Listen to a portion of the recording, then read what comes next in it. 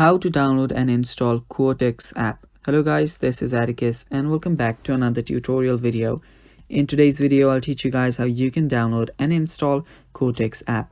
So without any further ado, let's dive right into it. The first thing you will need to do is open up your app store. After you open up your app store, simply search for Quotex.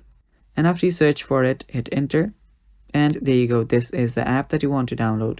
After you find the app, you'll need to tap on install and it should start downloading. Now, Quotex is a trading platform. You can use it to invest, you can use it to trade, and you can even use it to create a broker's account. Now, this is also a demo account. You can also have demo accounts in this, and you can stimulate different stocks. And yeah, that is what basically Quotex is, and that is how you can download and install it. And that is all for the video too. Thanks for watching. Stay tuned for more, and bye bye.